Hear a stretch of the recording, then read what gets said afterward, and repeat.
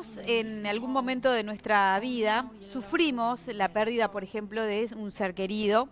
También nos enfrentamos a otro tipo de duelos, por ejemplo, el momento de la separación o un despido, el abandono del hogar.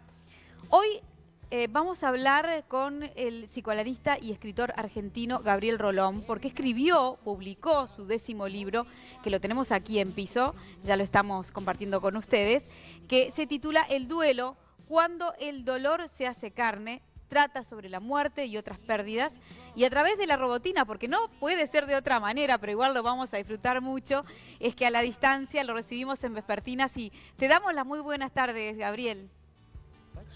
Adriana, Sofía, Valeria, ¿cómo están, chicas? Qué gusto saludarlas, aunque, como vos decís, me gustó como la llamaste a la maquinita esta que ahora nos permite comunicarnos. Un gusto saludarlas, Vespertinas. ¿Cómo andan? Bueno, muy bien, encantadísimas de charlar contigo acá. Hay que una disputa interna para ver quién se lleva el libro. Queremos que lo sepas.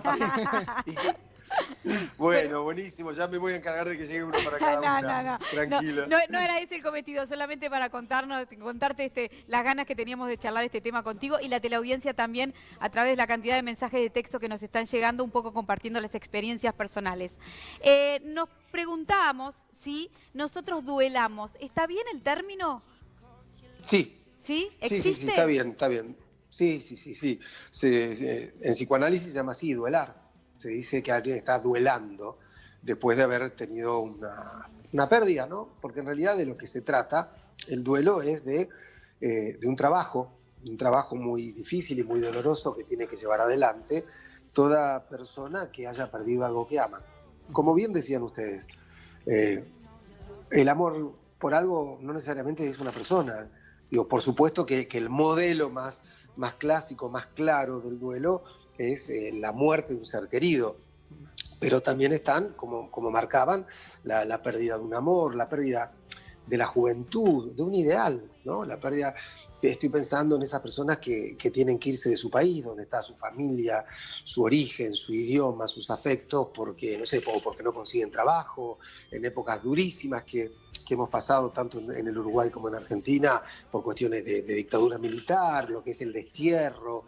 Podemos pensar en la pérdida de un trabajo, como bien decían. Gabriel. Cuando muere un sueño, cuando una ilusión fracasa. Bueno, todo el tiempo en la vida estamos perdiendo, chicas. Todo el tiempo estamos perdiendo algo. Sin embargo, no todas las pérdidas, por suerte, exigen un trabajo de duelo, sino la pérdida de aquellas cosas que en algún lugar ocuparon un sitio importante en nuestro amor. Gabriel, vos en la presentación del libro decías que uno de los duelos más difíciles de superar es el desamor. ¿Se puede, poner, no sé, como duelos mayores o peores, digamos, o más difíciles, categorizar, digamos? Claro, el estatus del duelo, digamos. Claro. Bueno, sí, yo creo que sí. Si bien cada persona tiene derecho a su dolor y los duelos duelen justamente porque son pérdidas de objetos amados, pero, mira, te lo digo de un modo brutal.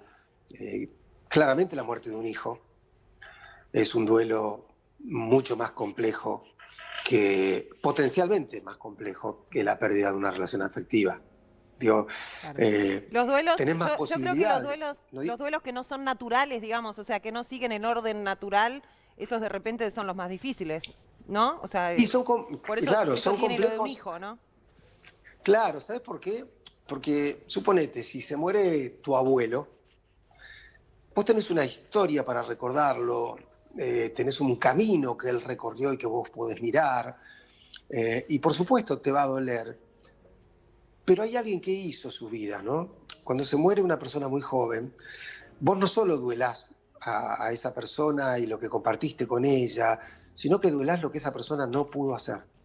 Duelás el camino que no pudo escribir. Yo tenía una paciente que en el libro está contado Martina. el caso de Martina, una mujer que en un accidente de tránsito muere su hija manejando ella. Bueno, y amén de todo lo que hemos tenido que trabajar, que no te voy a contar todo el caso por acá, pero digo, imagínate la culpa, todo lo que la invadía. Ella decía claramente que tenía que duelar lo que ella no iba a hacer.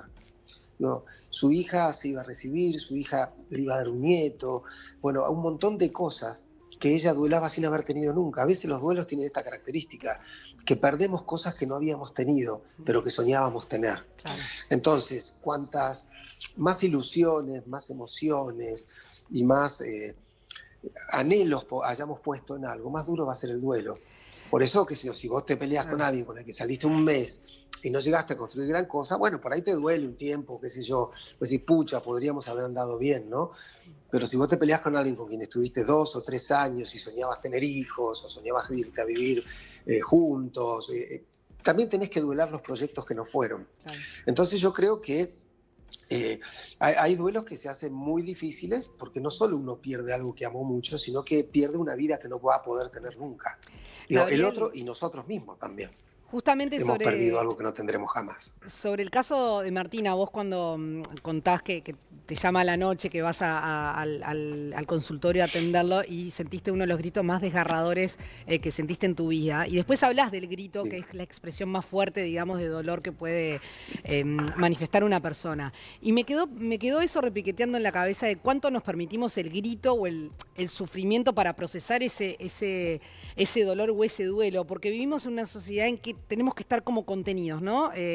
Por distintas razones. Sí. Por la vida que vendemos en Instagram, en fin, no importa. Pero, ¿seguimos gritando? Mira, a veces es incontenible. Yo en el libro lo cuento también un poco. Me tocó estar un tiempo por una enfermedad de mi hija, cuando tenía 1 año, 1 mes en terapia intensiva infantil. Y a mí no se me va a ir nunca de la memoria y del cuerpo y de la piel el grito que yo escuchaba, pero era así, los gritos de aquellos papás a los que le tenían que decir que sus hijos habían muerto. Una terapia intensiva infantil, yo les aseguro que es lo más parecido al infierno que existe en el mundo. No, jamás vi algo más tremendo que una terapia intensiva infantil. O sea, que tener ahí un chiquito de meses o de 3, 4 años. Mi hija tenía 1, pero cuando decían eso, me quedaron grabados esos gritos, y eso es el grito que yo cuento ahí, que ya me doy cuenta por tu comentario que fuiste vos la que se quedó con el libro. Sí, claramente. Sí, claro. Pero bueno, digo, y claro, y Martina, yo digo eso, ¿no? Que cuando llegué ahí y me dijo que su hija había muerto, hizo como un silencio y de golpe gritó, pero es... Y yo planteo este tema, de que el grito es una descarga, es una descarga insensata, es una descarga incontrolable, es una descarga de angustia, de tensión. Digamos, nacemos y gritamos cuando tenemos hambre, ¿no? El bebé lo que hace, uno dice, bueno, está llorando, está gritando porque hay algo que le duele, hay algo que no sabe qué le pasa. Sí. Después aprenderá que eso es hambre y que basta con pedir la papa, ¿no?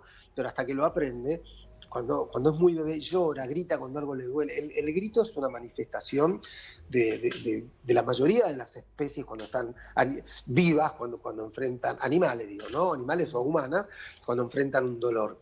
Entonces, yo creo que está bien lo que vos señalás. Claro. La cultura no le gusta sí. Y que nos permitamos gritar. Gabriel, un día un médico, a ver si vos estás de acuerdo con esto, me decía, más vale que llores y que grites porque necesito que explotes y no que implotes. Totalmente de acuerdo. Se viene como en contra tuyo al final. Totalmente de acuerdo, o sea, porque, a ver, lo que vos no sacás del cuerpo queda dentro del cuerpo, ¿sí? Y si vos ves a alguien que, si mira, tuvo una pérdida muy importante y no se le mueve un pelo, yo me preocupo mucho, porque digo, ¿por dónde va a saltar esto, no? Sí. Si no se permite gritar, llorar, enojarse, por algún lugar va a tener que explotar esto. Y como bien te decía tu médico, es muy probable que te explote dentro del cuerpo, es muy probable que te lastime, que te haga daño, que en poco tiempo te enfermes. Los duelos son situaciones donde, por ejemplo, uno está muy proclive a tener accidentes, donde uno está muy proclive a enfermarse, porque la psiquis sufre mucho, el cuerpo sufre mucho, uno está angustiado, está distraído, está con la mente en cualquier lugar, o sea, es un momento de muchísimo cuidado el del duelo, pero si algo yo he intentado en este libro es poner el duelo del lado de la vida y no de la muerte. ¿Qué quiero decir con esto? Es cierto, es una pérdida la que nos empuja al duelo, pero el duelo no es la manifestación de la pérdida. El duelo es la manifestación del esfuerzo y la lucha que estamos dando por Para no morirnos sobrevivir. con aquello que perdimos, Claro, por para seguir sobrevivir. viviendo, por seguir deseando. Por eso, quien está en duelo es un luchador. Vos sabés que la palabra duelo tiene una doble etimología, ¿no? Por un lado, quiere decir combate, batalla. Digo, vos te acordás que la gente se retaba a duelo. Sí. Dice, bueno, estas dos personas se retaron a duelo, con espada, no importa, con revólver. Es decir, un duelo es una batalla. Y por otro lado, viene de duelum, que quiere decir dolor. Y yo creo que en el proceso de duelo se unen estos dos significados, porque el duelo es una batalla dolorosa. Es la batalla dolorosa de alguien que ha perdido algo muy importante, que siente que todo su ser trastabilla y ha perdido el equilibrio y que no está dispuesta a morirse con lo que perdió. Por eso está dando esa lucha.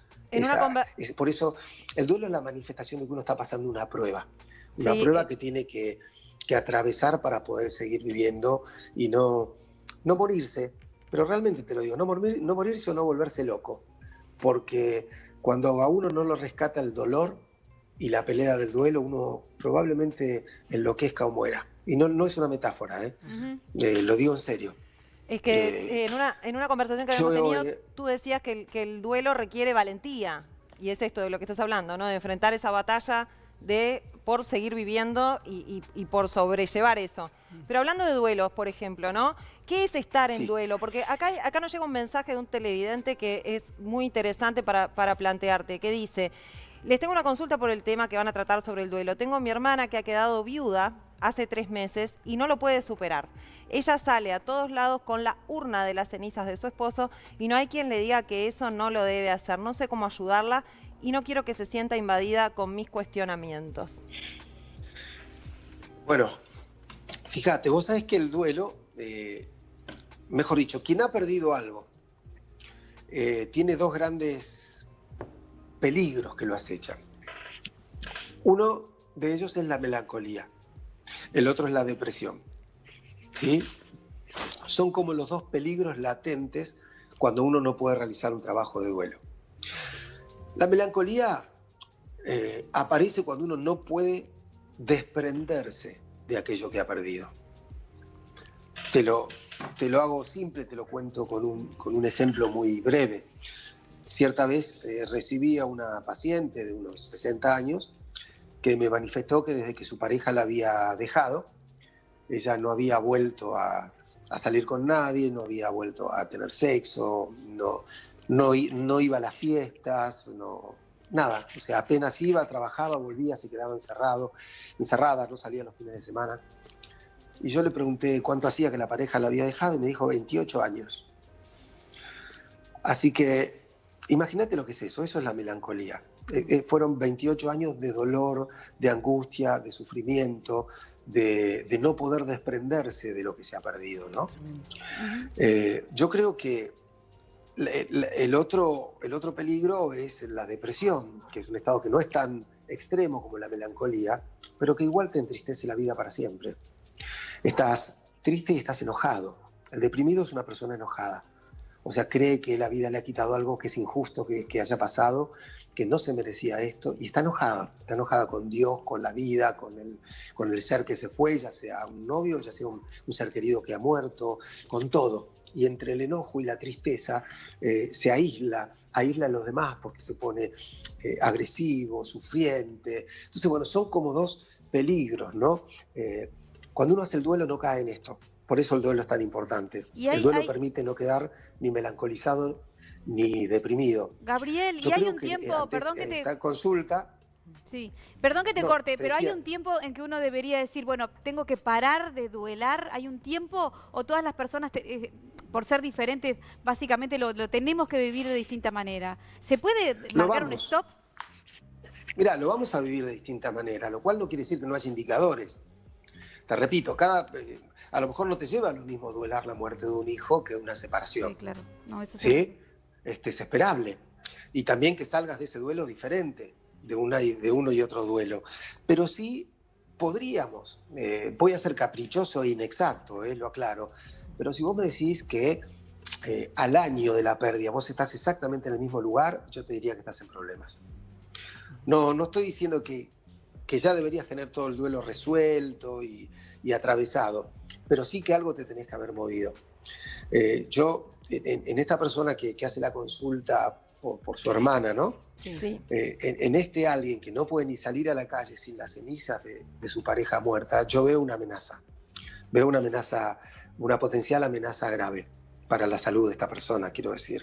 Si yo estuviera con alguien y me hiciera esta consulta, yo trataría de recomendar una consulta profesional, porque claramente estamos ante alguien que puede caer en un estado de depresión o de melancolía.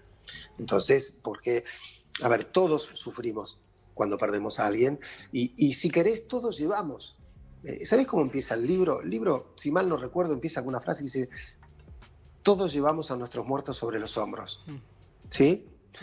Pero no los llevamos en la urna, que es muy distinto. Los llevamos en nuestro interior, en nuestro recuerdo, en nuestros corazones. Somos un poco aquellos muertos que hemos querido. Nos quedan sus palabras, sus consejos, sus miradas, sus mandatos. Es decir, no podemos deshacernos de nuestros muertos. Pero una cosa es llevarlos incorporados de alguna manera en nosotros y otra cosa es andar con la urna, ¿sí? Recuerdo que Juana la Loca, cuando muere su esposo, Felipe el Hermoso, ella se melancolizó y realmente se psicotizó de un modo tal que andaba con el cadáver de su esposo por los caminos. Un cadáver que por haber sido mal embalsamado olía mal, se descomponía, y ella todas las noches abría el cajón y besaba ese cuerpo descompuesto, ¿sí? Digo, ahí tenés el efecto tremendo de alguien que no pudo hacer el duelo, de una melancolía psicotizada, ¿no? Claro. Gabriel, hoy justamente charlando acá con las compañeras decíamos, ¿qué diferencia existe entre el duelo y el luto? No, son dos maneras distintas de llamar lo mismo, ¿no? Ah, está, perfecto. Por lo general también se le llama luto al duelo. Técnicamente le decimos duelo. A veces luto se asocia con un tiempo determinado marcado por un ritual. Vos decís, bueno, hay determinadas religiones que te dicen, bueno, la primera semana la familia no sale de la casa, o durante el primer año la familia viste de negro y no puede ir a ninguna reunión social, se dice está de luto, lo cual no quiere decir que cada una de esas personas no haya llevado un duelo distinto y que a lo mejor uno ya lo haya resuelto, pero respeta el luto por cuestiones de creencia religiosa, ¿sí? Seguro. Pero en la vida habitual suelen decir estoy de luto, estoy de duelo, Perfecto. más o menos. Gabriel, vos empezás también el libro hablando, obviamente, de la situación que estamos viviendo, ¿no? De la pandemia, y que en este tiempo todos tuvimos que hacer procesos de duelos diferentes, ¿no? De pérdidas, Sí. no importa, de un ser querido, de tiempos, de lugares, espacios, vínculos, en fin. Y vos sabés que hace unos días el director general de Salud de Uruguay habló de la tercera ola de esta pandemia, que iba a tener que ver justamente con las cuestiones de salud mental por la situación que estamos viviendo. Vos, ¿cómo lo ves? ¿Cómo ves la salud mental desde tu país? ¿Y estás de acuerdo con que puede ser, por llamarlo de alguna manera, una tercera ola, digamos, de esta pandemia? Me parece una metáfora interesante. Digamos, si querés, no voy a apropiarme de una metáfora ajena, pero sí estoy de acuerdo con que algunos trastornos psicológicos o al menos dolor psíquico van a ser efecto de esta pandemia. Esta pandemia no va a pasar como si nada por nuestra vida. Digo, yo sé que ustedes, gracias al azar, a ustedes mismos, al destino o a lo que crea cada quien, pero en el Uruguay han tenido un atravesamiento mucho más amable que el que tenemos acá, digo, menos doloroso, menos aislado, y me pone tan feliz porque los quiero tanto, pero digamos, aquí yo creo que las consecuencias van a ser durísimas, ¿no? Digamos, estar aislado durante tanto tiempo es atravesar un momento de desestructuración psíquica. Digo, no es casualidad que cuando un preso se porta mal lo mandan a aislamiento, ¿no? Claro. Lo mandan a aislamiento porque es un castigo, porque en aislamiento se sufre. Tampoco es, no deja de ser cierto que si no nos aislábamos, yo estoy convencido de que Argentina hubiera tenido muchísimos muertos más de los que tiene, que fue una medida necesaria. Pero a veces hacer algo necesario no quiere decir que sea sin consecuencias. Se hizo lo que se tenía que hacer, pero un costo va a tener. Igual acá, y va a o tener sea, un más costo allá de mucho dolor psíquico. Más allá de las diferencias del Estado, creo que es una cuestión mundial. También hay una crisis económica asociada a esto, hay un tema, por ejemplo, de la educación y de todo eso. O sea, se producen problemas que realmente impactan en la psique de diversas maneras, ¿no? La gente grande, la población de riesgo, acá en este país, quedó aislada hasta el día de hoy. Digo, es un tema, no se puede ver con sus seres queridos. Es como, es muy difícil en general, ¿no? Muy. O sea, lo que pasa es que mira, no estábamos preparados para esto. Es tan sencillo como eso, digamos. No teníamos la vida armada para enfrentar esta situación. Teníamos nuestra vida armada para enfrentar las dificultades que solemos atravesar. Digo, laborales, económicas, emocionales, las que vos quieras. Pero esta no la teníamos, ¿sí? Y por supuesto que esto va a tener consecuencias que... Es más, yo creo que algunas de las consecuencias las vamos a ir descubriendo con el tiempo. Vos sabés que estas cosas uno entiende bien qué produjeron cuando hace una mirada retrospectiva. Cuando vos decís, mira, vos sabés, suponete, existe lo que se llaman las neurosis de guerra. No se habían estudiado hasta que ocurrieron las guerras mundiales. Y decir, bueno, vos sabés que una guerra deja un determinado porcentaje de suicidios, dejan estados depresivos, dejan alcoholismo, dejan como consecuencia los que la han sufrido, pagan un costo. Bueno, se ha estudiado después. Yo creo que esta pandemia va a dejar algunas cosas que nos enteraremos después cuáles fueron, pero que tenemos que entender que ha sido una situación extraordinaria que ha requerido de comportamientos extraordinarios. O sea, no es normal, digamos, para la vida como la teníamos pensada, que una abuela esté 5 meses sin poder ver a sus nietos, ¿sí? Y que cumpla sus 80, 85 años en la más profunda de las soledades. Digo, aún teniendo una familia que querría organizarle un asado, una fiesta, llevarle una torta. Bueno, no es normal. Mira, te cuento esto, o sea... mi hija se embarazó en pandemia. Y yo casi o sea, no pude verla con panza, no pude darle un abrazo. ¿Sí? Claro. Y tiene casi 5 meses de embarazo. O sea, ¿vos te crees que es normal? Digo, yo tengo una relación muy cercana con mi hija. Digo, no es normal. Yo lo hubiera visto casi todos los días, lo hubiera invitado a almorzar, lo hubiera acompañado, le hubiera pedido permiso para espiar un poco alguna ecografía. Claro. Estas cosas que van haciendo parte del vínculo que uno tendrá después con el bebé. Que es verlo crecer, que es acariciarlo, que es hablarle para que se vaya escuchando, o sea, se vaya acostumbrando a tu voz y que cuando te escuche el bebé sienta que ahí hay algo que es familiar. Bueno, un montón de cosas que no se pueden hacer. Bueno, desgraciadamente hay momentos en los que la vida nos pone en situaciones donde tenemos que estar a la altura para resistir con dignidad un golpe que no esperábamos. Y esta pandemia ha sido uno de ellos. Y esta pandemia nos va a costar un montón de duelos. Sí. Digamos, duelos de abrazos, duelos de encuentros, duelos de trabajos perdidos, duelos de situaciones económicas y todos los que se te ocurran. Y sí, va a ser así. ¿Es agradable? No, pero así es la vida. A veces... ustedes que también son tangueros los uruguayos, ¿no? Compartimos el tango. Hay un tango que dice... se dio el juego de pileta y hubo que echarse a nadar. Y yo esa frase en esta pandemia la he recordado mucho, ¿no? Claro. Listo. Está muy bien. No nos queda otra que echarnos a nadar en este juego de pileta injusto que nos ha tocado. Gabriel, fue un placer charlar contigo. Yo todavía no terminé el libro, pero estoy en eso y la verdad es que no pudo haber caído más en el momento más oportuno. Es un excelente libro para estar leyendo en estos días. Ya está obviamente en todas las librerías, Editorial Planeta, El Duelo, de Gabriel Rolón, cuando el dolor se hace carne. Exactamente. Un placer. Muchísimas gracias por atendernos. Ha sido un gusto charlar contigo. Gracias, vespertinas queridas, y espero que la próxima vez me inviten ahí al piso. Claro que no, sí, ojalá claro que así sea. Que así sea. Chao, hasta luego, chicas.